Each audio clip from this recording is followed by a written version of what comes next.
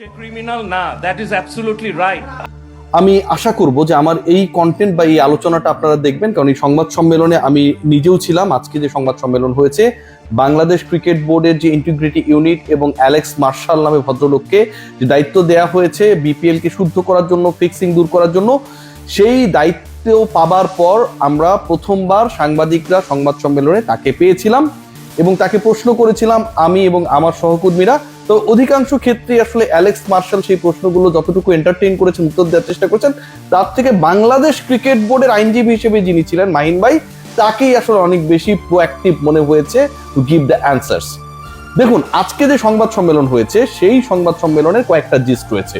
প্রথম কথা যেটা, সেটা হচ্ছে অ্যালেক্স মার্শাল, এনামুল বিজয় সহ যে 9 জন ক্রিকেটারকে অভিযুক্ত করা হয়েছে এবং অভিযুক্ত করা এই ক্রিকেটারদেরকে upcoming edition of the BPL এ অংশ না নেবার সিদ্ধান্ত বাংলাদেশ ক্রিকেট বোর্ড নিয়েছে। সেই 9 ক্রিকেটারকে অ্যালেক্স মার্শাল বলছেন এখনোই তিনি দোষী বলতে রাজি না। পয়েন্ট নাম্বার 1, এখনোই তিনি দোষী বলতে রাজি না।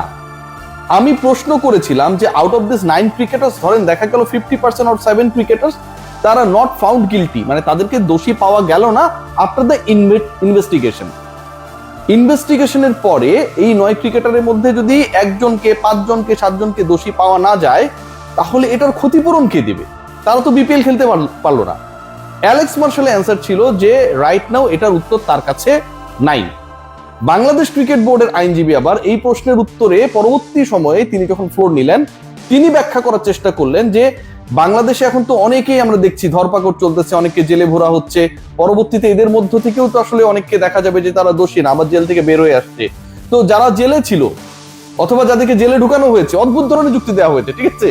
মানে বাংলাদেশে এই মুহূর্তে বিভিন্ন অপরাধে জুলাইয়ের পরবর্তী সময় যারা ক্রিমিনাল ছিল তাদের সাথে যে ক্রিকেটারদেরকে সন্দেহ করার ইউনিটের প্রধান অ্যালেক্স মার্শাল নিজে বলছে এখনোই তাদেরকে দোষী বা গিলটি বলা যাবে না। আইনজীবী বলছেন যে যেহেতু বাংলাদেশে এই ঘটনাটা ঘটেছে, জেলে অনেকে ঢুকেছে, জেল থেকে বের হয়েছে, বা পরবর্তী সময় নির্দোষ প্রমাণিত হলে তারা যে সময়টায় হ্যারাস হয়েছে সেটা তো কেউ ফিরিয়ে দিতে পারবে না। ঠিক একই রকম, একই ওয়েতে এটা অ্যাপ্লিকেবল হবে ক্রিকেটারদের ক্ষেত্রে যদি কেউ নট গিলটি ফাউন্ড হয়। আপনারা ভাই প্লিজ মাথা দিয়ে একটু চিন্তা করে দেখেন। আসিফ নজরুল স্যার আমার ইউনিভার্সিটির অধ্যাপক এবং এই মুহূর্তে তিনি যুব ক্রীড়া মন্ত্রণালয়ের উপদেষ্টার দায়িত্বে রয়েছেন, আইনের মানুষ। আপনিও স্যার একটু বোঝার চেষ্টা করবেন যে আসলে নট গিলটি বলা হচ্ছে তাদেরকে দোষী বলা যাবে না, বলা হচ্ছে তাদেরকে যদি দোষী না পাওয়া হয় সেক্ষেত্রে মানে অ্যালেক্স মার্শাল নিজে কি করবে বা সিদ্ধান্ত কি হবে তিনি সেটা জানেন না। আইনজীবী বলছেন যে বাংলাদেশের জুলাই অভ্যুত্থানের পরবর্তী সময়ের সাথে যে ঘটনা ঘটেছে ঠিক একইভাবে পরবর্তীতে এই জুলাই অভ্যুত্থানের অভিযুক্ত কেউ যদি মুক্তি পেয়ে যায়, ক্রিকেটাররাও যদি কেউ মুক্তি পেয়ে যায়, সেদিকে একটা সিমিলারিটি দেখানোর চেষ্টা করছে। কত বড় অন্যায়! জাতীয় দলে খেলা ক্রিকেটারদেরকে এই তুলনা করাটা কত বড় অন্যায়, এটা আমি মনে করি অন্যায়, এটা আমার ব্যক্তিগত মতামত, এটা কত বড় অন্যায়।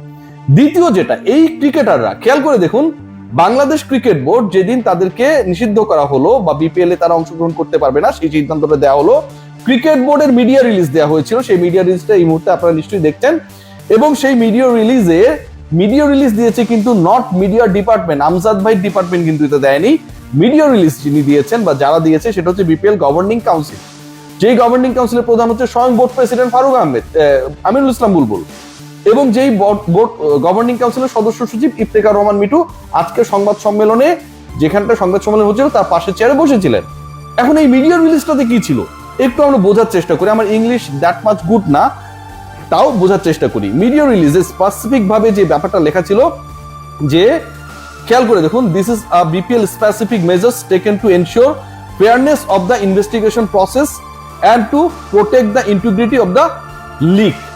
এটা হচ্ছে বিপিএল স্পেসিফিক একটা মেজার, ব্যবস্থা নেওয়া হয়েছে এই লিগের ইন্টিগ্রিটি এনশিওর করার জন্য। এরপর লাইনটা দেখুন, এখানটায় বলা হয়েছে it does not apply to other domestic cricket events. এবং বিপিএল এ না খেলার সিদ্ধান্ত যে 9 ক্রিকেটারের ক্ষেত্রে অ্যাপ্লাই করা হয়েছে সেই সিদ্ধান্তটা শুধু বিপিএল এই অ্যাপ্লিকেশন হবে। এবং বলা হচ্ছে বিসিবির মিডিয়া রিলিজে, গভর্নিং কাউন্সিলের মিডিয়া রিলিজে আমিনুল ইসলাম বুলবুল যেই কাউন্সিলের প্রধান, সেটার মিডিয়া রিলিজে বলা হচ্ছে it does not apply to other domestic cricket events. অন্য ডোমেস্টিক ঘরোয়া ক্রিকেট ইভেন্টস যেগুলো হবে সেখানটায় এইটা অ্যাপ্লিকেবল হবে না। কারণ আমার প্রশ্নটা তো সঙ্গত কারণে যে এনামুল হক বিজয়দেরকে আপনারা দোষী বলছেন না, আবার তাদের আপনারা খেলতে দিচ্ছেন না, এটা প্রচন্ড অন্যায়, প্রচন্ড ভয়াবহ অন্যায়। তাদেরকে আপনি দোষী বলছেন না কখন, তার মানে আপনার কাছে যে এভিডেন্স গুলো রয়েছে, পরবর্তীতে বলেছেন যে অনেক এভিডেন্স রয়েছে, অনেক এভিডেন্স থাকলে আপনারা দোষী বলবেন না?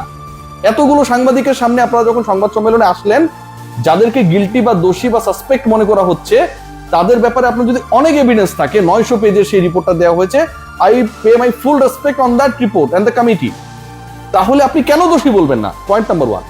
পয়েন্ট নাম্বার 2, যদি তারা দোষী না হন তারা তাহলে বিপিএল কেন খেলবেন না? পয়েন্ট নাম্বার 3, তারা যদি বিপিএল না খেলতে পারেন তাহলে তারা কিভাবে অন্য ডোমেস্টিক টুর্নামেন্টে খেলতে পারেন? আপনি যেই সংশয়ের কারণে, শঙ্কার কারণে, ফেয়ারনেস এনশিওর করার কারণে বিপিএল এর মতো টুর্নামেন্টের ফেয়ারনেস আপনি এনশিওর করতে চান, তাদেরকে খেলতে দেবেন না, কিন্তু আপনি অন্য ডোমেস্টিক টুর্নামেন্টে ফেয়ারনেস তালিকা এনশিওর করতে চান না? নাকি এনামুল হক বিজয় সহ যে 9 ক্রিকেটার যাদেরকে আপনারা দোষী মনে করছেন তাদের ব্যাপারে উপর থেকে একটা ওহী নাজিল হয়েছে যে ঠিক আছে বিপিএল ওরা 2 নাম্বারই করবে, অন্য টুর্নামেন্টে তারা হচ্ছে ভালো হয়ে যাবে? এরকম কি কোনো কিছু? এই যে ঘটনাটা ঘটেছে, বাংলাদেশ ক্রিকেট বোর্ডের মিডিয়া রিলিজটা আপনাদের সামনে আমি একটু আগে পেশ করলাম। বাংলাদেশ ক্রিকেট বোর্ড বলছে এই কথা যে তাদেরকে অন্য টুর্নামেন্টে খেলতে দেয়া হবে। এরপরের মজার অংশটা যেটা, সেটা হচ্ছে আইনজীবী মাহিন ভাই তিনি আজকে যেটা ব্যাখ্যা দিয়েছেন যে মিডিয়া রিলিজটা দেওয়া হয়েছিল from the Bangladesh Cricket board and the governing council, এই মিডিয়া রিলিজের ব্যাখ্যাটা ঠিক নেই। মানে মিডিয়া রিলিজ যেটা দেওয়া হয়েছিল এনামুল হক বিজয়দের ব্যাপারে যে it does not apply to the other domestic tournament, this is incorrect. Mahin ভাই বলছেন এটা যখন যেই টুর্নামেন্ট আসবে তখন সেই টুর্নামেন্টের উপর ভিত্তি করে ডিসাইডেড হবে যে এনামুল বিজয়, মোসাদ্দেক, সৈকত সহ অন্য যে ক্রিকেটাররা রয়েছে তারা ওই টুর্নামেন্টে, ওই ঘরোয়া টুর্নামেন্টে খেলতে পারবেন কি পারবেন না। বিসিবি একবার বলছে তারা অন্য টুর্নামেন্টে খেলতে পারবে বিপিএল ছাড়া, আবার বিসিবির আইনজীবী আজকে বলছে যে তারা অন্য ঘরোয়া টুর্নামেন্টে খেলতে পারবেন কি পারবেন না এটা নিশ্চিত না। আচ্ছা সেটা যদি হয় তাহলে যখন বিপিএল গভর্নিং কাউন্সিল এই লেটারটা পাঠালো, এই মিডিয়া রিলিজটা পাঠালো যেটা একটু আগে দেখছেন যে তারা অন্য ঘরোয়া টুর্নামেন্টে খেলতে পারবেন, ধরে নিলাম মাহিন ভাই ঠিক, যে যেহেতু এই মুহূর্তে তাদেরকে সাসপেক্টেড মনে করা হচ্ছে তারা অন্য ঘরোয়া টুর্নামেন্টে খেলবেন কি খেলবেন না সেটা ডিসাইড করবে ওই পার্টিকুলার টুর্নামেন্টের আয়োজক যারা তারা। এখন এই মিডিয়া রিলিজ বা তাদেরকে লিস্ট থেকে বাদ দেওয়ার 2 দিন পরে তো এনসিএল এ এনামুল হক বিজয় সহ অন্য ক্রিকেটাররা খেলেছে, National Cricket League organised by Bangladesh Cricket Board. Bangladesh Cricket বোর্ডের বিপিএল এর আগে এবং তারা নিষিদ্ধ হবার পরে যেই লিগটা চলছিল সেই লিগে গিয়ে এনামুল হক বিজয়রা খেললেন। বিপিএল এ আগের লিগটায় তারা খেললেন, যখন এটাকে ডিসক্লোজ করা হলো এই 9 ক্রিকেটার খেলতে পারবে না, ডিসক্লোজ করার পরে এনসিএল এ তারা খেলেছেন, রান করেছেন, ব্যাট করেছেন, উইকেট পেয়েছেন, কিন্তু তার পরবর্তী সময় তার কিছুদিন পরেই যে বিপিএল আসবে সেখানটা আবার তারা খেলতে পারবেন না। বাংলাদেশ ক্রিকেট বোর্ড কেন্দ্রিক যে ডিসিশন এবং বিপিএল গভর্নিং কাউন্সিল কেন্দ্রিক যে ডিসিশন গুলো, এগুলো ভাই যে কোনো ধরনের ফানকেও হার মানায়। আমরা কেউ বিজয়ের পক্ষে বা বিসিবির বিপক্ষে না, অথবা বিসিবির বিপক্ষে বিজয়ের পক্ষে না, কিন্তু একজন ক্রিকেটার বা একদল ক্রিকেটারের ব্যাপারে আপনি যখন এরকম একটা সিদ্ধান্ত নেবেন তখন আপনাদের মধ্যে এত কনফিউশন কেন? এক পক্ষ বলছেন দোষী না, আরেক পক্ষ বলছেন খেলতে পারবে না। যেই মানুষটা দোষী না সে কেন দোষে দুষ্ট হবে? পানিশমেন্ট তো তার ক্ষেত্রে অ্যাপ্লিকেবল যে হচ্ছে ওই দোষটা করেছে।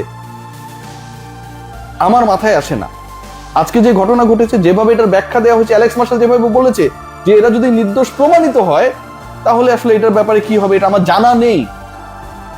এমন কথাও বলা হয়েছে যে আগামী 6 মাস 7 মাস পরে ব্যাংক ট্রানজেকশন এটা ওটা জেনে তারপরে তারা হচ্ছে সিদ্ধান্ত নেবে। ভাই একটা মানুষের ব্যাংকে কয় টাকা ট্রানজেকশন হয়েছে এটা জানার জন্য একটা জাস্ট ওই মানুষটার ওই ব্যাংক অ্যাকাউন্ট ডিটেলস আর মোবাইল নাম্বারটা জানলেই হয়। এনামুল হক বিজয়, মোসাদ্দেক হোসেন, সৈকত সহ অন্য যে ক্রিকেটারদেরকে ব্যাপারে প্রশ্ন উঠেছে সেই ক্রিকেটারদের ব্যাংকিং ট্রানজেকশন কি হয়েছে এটা জানার জন্য বাংলাদেশ ক্রিকেট বোর্ডে এতদিন সময় লাগছে। 1 বছরের এই কমিটি গঠন হওয়ার পরে 920টা রিপোর্ট দিল, ব্যাংক ট্রানজেকশন কি হয়েছে, ব্যাংক ট্রানজেকশনে স্পেসিফিক ভাবে বলা হয়েছে, সেই ব্যাপারটা আমরা এখনো বের করতে পারলাম না। এবং যেই ব্যাপার আমি 1 বছর সময় নিয়ে 8-9 মাস সময় নিয়ে বের করতে পারি নাই, সেই ব্যাপার আমি 6 মাসের মধ্যে বের করে ফেলবো এবং এটা ক্রিকেটারদের বিরুদ্ধে যাবে, এটা ভেবে নিয়ে আমি তাদেরকে নিষিদ্ধ করে দিলাম। আসসালামু আলাইকুম, ভালো থাকবেন সবাই।